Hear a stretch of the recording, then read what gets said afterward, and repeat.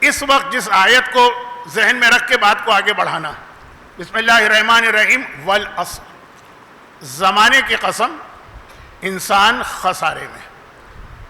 اب یہ والعصر زمانہ کیا ہے؟ کیا اس سے مراد ہے؟ ماہ مبارک رمضان میں جب تفسیر قرآن ہوتی ہے تو وہاں اس کی تفصیل آتی ہے، اور کئی جگہوں پر بعض علماء اور مجھ جیسا طالب علم بھی اس آیت کو عاشور کی، عصر کی، فاقہ شکنی کے مجلس میں تلاوت کرتے ہیں۔ زمانہ، عصر، ایک معنی ہے زمانہ اور ایک معنی ہے سپہر کا وقت جو عصر۔ اور یہاں ہمارے سامنے صادق آل محمد امام جعفر صادق علیہ السلام کی ایک اہم حدیث آ رہی ہے تفسیر نور الثقلین۔ وہ والی حدیث پھر آگے چل کر میرا وہ موضوع بنے گا جو پچھلے سال کی تیسری مجلس میں تمہید کے طور پہ آیا تھا۔ امام کی حدیث ہے والعصر، والعصر، اب اس کی تفسیر، العصر عصر خروج القائم۔ یہ جو قرآن کریم نے کہا کہ زمانے کی قسم، عصر، یہ اس سے مراد کون سا زمانہ ہے؟ کہا عصر خروج القائم۔ ہمارے جو قائم جب آئے گا اس کے ظاہر ہونے کے زمانے کو قرآن نے عصر کہا ہے اور اس کی قسم کھائی۔ تو اب یہ جو خروج قائم ہے، اس کے لیے تمہیداً دو جملے سن لیجئے۔ پہلا جملہ یہ ہے کہ شہزادی کونین کے مصائب سن کر کون مومن ایسا ہے جو تڑپ کے نہیں رہ جاتا؟ یہ تو میں نے بہت ہلکا جملہ کہا ہے۔ دل چاہتا ہے مومن کا کہ مصائب سننے سے پہلے موت آ جائے اور میں مر جاؤں۔ نہیں، غلط کہا میں نے۔ مومن نہیں، دنیا کا کوئی بھی غیرت مند انسان ہو اور ان مصائب کو سنے گا تو اس کے لیے زندہ رہنا مشکل ہو جائے گا۔ لیکن مومن زیادہ قربت رکھتا ہے اہل بیت سے، اس کا جذبہ کچھ اور ہوگا۔ اب جب مومن کا جذبہ عام انسان کے مقابلے میں زیادہ ہوگا تو مومن سے زیادہ مصائب اہل بیت پہ، مصائب سیدہ پہ تڑپنے والا کون ہوگا؟ ان کا اپنا بیٹا، زمانے کا امام۔ اس وقت سب سے زیادہ شہزادی کے مصائب پہ جو گریہ کر رہا ہے اور تڑپ رہا، اور جو بار بار ایک جملہ روایتوں میں آپ سنتے ہیں کہ ہم اور آپ دعا کرتے ہیں ظہور امام کی، اور امام دعا کرتے ہیں اپنے ظہور کی، تاکہ ان دشمنان اہل بیت سے انتقام لیا جا سکے۔ یہ امام کی دعا ہے۔ یہ لفظ دعا یاد رکھیے گا، اس کو بھی مجھے باقی 4 مجالس میں سے کسی ایک میں ذرا واضح کرنا، لیکن ابھی چھوڑ دیجئے، بہت ساری تمہیدی باتیں ہو رہی ہیں، اصل موضوع رکا جا رہا۔ سب سے زیادہ اس وقت مصائب سیدہ پہ تڑپنے والا سیدہ کا اپنا وارث ہے، اپنا بیٹا ہے، اپنا فرزند ہے، اور سیدہ کا انتقام لینے والا۔ لیکن روایت میں یہ بھی ہے، اگرچہ وہ روایتیں ان اصولوں کے مطابق تو نہیں ہے، لیکن جو تاریخ کے اصول کہ جب شہزادی کے بدن پر پہلا کوڑا پڑا تو شہزادی نے اپنے اسی بیٹے کو یاد کیا، مولا کو یاد نہیں کیا، کیونکہ معلوم تھا کہ میرا انتقام لینے والا میرا یہ بیٹا۔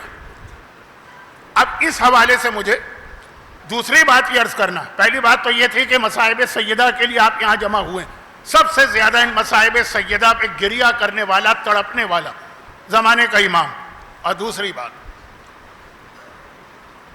آج کل دنیا بھر کے حالات دیکھنے کے بعد جو سب سے بڑا اس وقت کا فتنہ ہے، یعنی ہمارا سوشل میڈیا، چاہے وہ یوٹیوب ہو، چاہے وہ واٹس ایپ کے گروپ ہوں، چاہے وہ ٹویٹر جسے شاید آج کل ایکس کہا جاتا ہے، چاہے وہ فیس بک ہو، اتنا ایک ماحول بنا رہے ہیں کہ آپ کو اندازہ ہو کہ اندازہ نہ ہو، مگر ایسا ایک ماحول بنا رہے ہیں کہ ہر مومن یہ سمجھ رہا کہ بس اب ظہور امام اتنا قریب آ گیا ہے کہ شاید اگلی صبح کو امام آ جائیں۔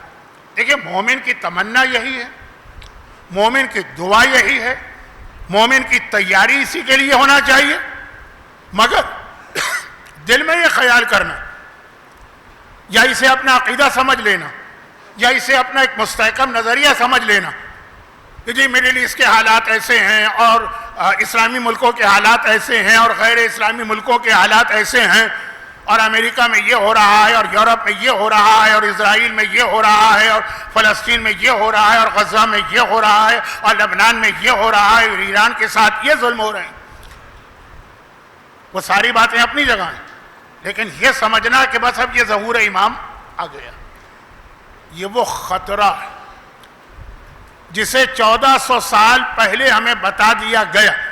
ایک طرف تو یہ کہا گیا کہ اگر کوئی ظہور امام کی تاریخ معین کرے، اس کے لیے ایک لفظ آتا ہے عربی میں توقیت، کوئی وقت. کذبوا، تم سب مل کر اس کو جھٹلانا، کہنا تم جھوٹ بول رہے ہو. یہ خدا کا ایک ایسا راز ہے، ایک ایسا جملہ کہہ رہا ہوں کہ جس کو اگر آپ نے توجہ سے نہ سنا تو غلط فہمی بھی ہوگی، لیکن ہو جائے غلط فہمی، ٹائم نہیں ہے. اور مجھے صاحبان ایمان پر اتنا تو بھروسہ ہے کہ وہ غلط فہمی میں مبتلا نہیں ہوں گی. روایتوں میں ہے کہ یہ ایک ایسا راز ہے کہ خود امام معصوم کو نہیں معلوم کہ مجھے کب ظاہر ہونا ہے. خود ظاہر ہونے والے امام کو نہیں پتا کہ مجھے کب ظاہر ہونا. وہ جو 2 نشانیاں بتائی گئی نا کہ راوی نے پوچھا کہ مولا تو پھر کیسے ان کو پتا چلے گا کہ اب مجھے ظاہر ہونا؟ کہا ایک وہ ذوالفقار جو ان کی کمر میں ہے، وہ چہرے کے سامنے آ کر کہے گی کہ اے حجت خدا میرے ہاتھ میں لینے کا وقت آ گیا. اور دوسرا وہ علم اسلام جو لپٹا ہوا ہر وقت امام کے پاس رہتا، جو صرف 2 جنگوں میں لہرایا گیا، ایک بدر میں ایک جمل میں، وہ خود بخود کھل جائے گا اور کہے گا کہ میرے لہرانے کا وقت آ گیا. یہ 2 نشانیاں بنیں گے خود امام کے لیے کہ میرے ظہور کا وقت آ چکا. تو خیر یہ آخری امام کی بات ہے. اور اگر آپ آ جائیے پہلے امام پر تو ایک بہت ہی مشہور میرے مولا کا خطبہ، اور بہت زیادہ اس پہ توجہ بھی دینا ہے، لیکن چونکہ میرا موضوع براہ راست امام زمانہ نہیں، شہزادی کے حوالے سے کچھ باتیں عرض کرنا ہے، لیکن ایک بہت ہی مشہور خطبہ ہے میرے مولا کا جس میں 2 بہت ہی اہم مولا کے صحابی مولا سے کچھ سوالات کرتے ہیں، جن میں ایک ہیں ازبق ابن نباتہ. پتہ نہیں کیوں میرا دل یہ کہتا ہے کہ اگرچہ یہ مولا کے انتہائی قریبی ساتھیوں میں سے ہیں، لیکن مجمع کی اکثریت کو پتہ ہی نہیں ہوگا یہ کون ہے. اللہ کرے کہ میرے دل کا یہ خیال غلط ہو اور ہمارا بچہ یہ اکثریت جانتی ہو کہ ازبق ابن نباتہ کتنے عظیم صحابی امام ہیں مولا کے، قریبی صحابی، کہ بس اس سے ایک اندازہ کر لیں کہ جب مولا نے 21 رمضان کی رات کو حسن مجتبیٰ سے کہا تھا کہ بیٹا حسن اب میرے پاس کسی کو نہیں آنے دینا، دروازہ بند، آج کی رات میں جا رہا ہوں، صرف اپنے گھر والوں سے اولاد سے وصیتیں کروں گا. اس وقت آخری موقع پر 6 یا 7 صحابیوں کو اجازت دی گئی کہ ہاں ان کو آنے دو، میں ان سے آخری باتیں کر لوں. ان میں سے ایک ازبق ابن نباتہ تھے جنہوں نے کربلا کے حوالے سے سب سے پہلی کتاب لکھی ہے اسلام میں. خیر بات ذرا لمبی ہو رہی ہے، موضوع سے ہٹ رہا ہوں. میں مسجد کوفہ میں انہوں نے مولا سے ایک سوال کیا تھا نا کہ مولا یہ بتا دیجئے کہ آپ کا بیٹا کب ظاہر ہوگا. تو مولا کا جواب یہ تھا کہ سائل اور مسئول عنہ کا علم اس میں برابر ہے.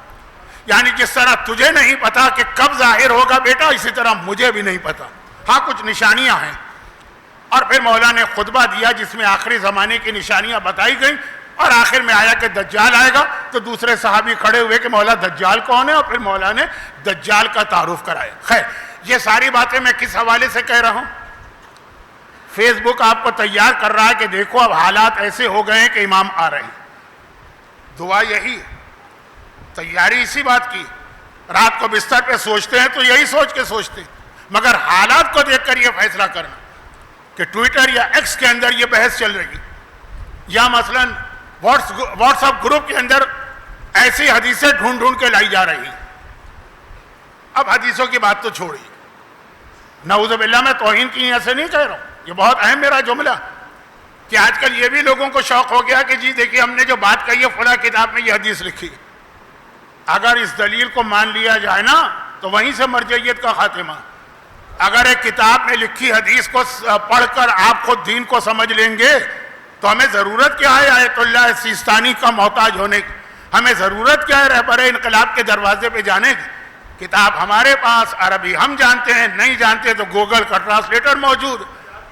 یہ جو ایک ہے کہ جی فلاں کتاب میں فلاں حدیث لکھی ہوئی ہے، یہ نہیں ہے حدیث کو سمجھنا۔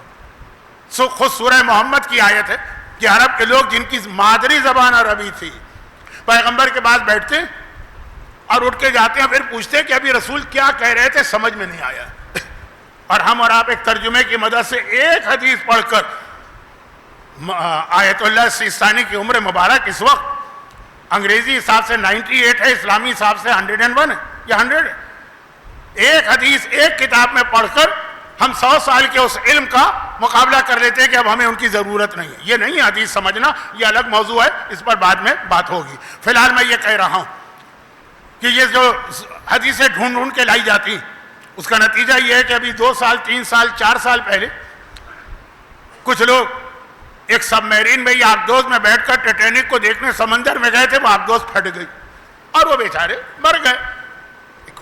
ایک شہادت کی موت، حادثاتی موت، اگرچہ اس کے اندر صاحب ایمان کوئی بھی نہیں تھا، لیکن بہرحال موت تھی، اس کو بھی ظہور ایمان کی نشانی بنا دی کہ امام کے آنے سے پہلے اس طرح سے ایک آبدوز جو ہے وہ سمندر میں ٹیٹینک کے قریب پھٹے گی۔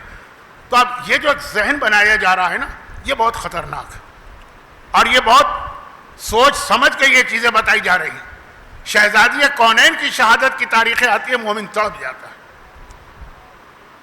کہ آخر ان مظالم کا انتقام لینے والا کب آئے گا؟ اب یہی وہ موقع ہوتا ہے کہ دشمن ہمارے ذہن میں یہ خیال اور زیادہ طاقتور کر دیتا ہے کہ بس وہ آنے والا ہے۔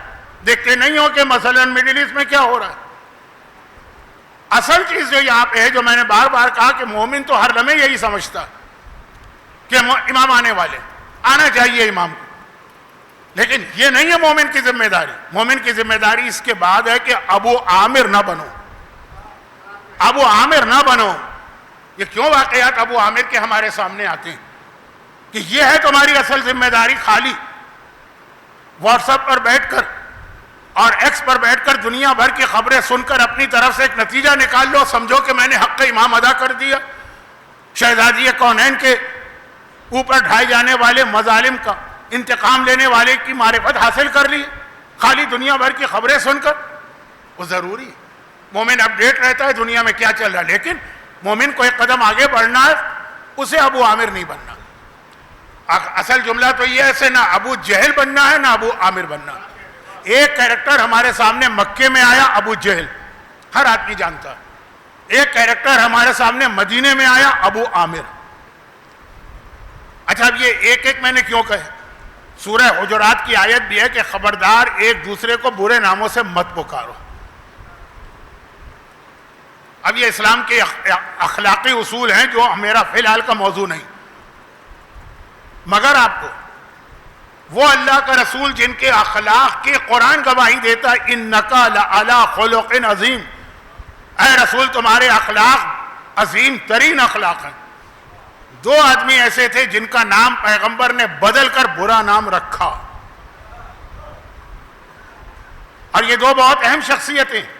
جیسے میں اکثر کہتا ہوں کہ جب آپ امام زمانہ کے حالات کو مستقبل کے حوالے سے پڑھیں کیا ہونے والا، تو ایک نہیں 2 شخصیتیں آتی ہیں، ایک دجال ایک سفیانی، دونوں بہت اہم ہیں، اور اتنی اہم ہے کہ ہر شب جمعہ دعائے کمیل کی شکل میں یہ ہم کو یاد دلائی جاتی ہے۔ اللہم من ارادنی بسوء فارد ہو ومن کادنی فقد۔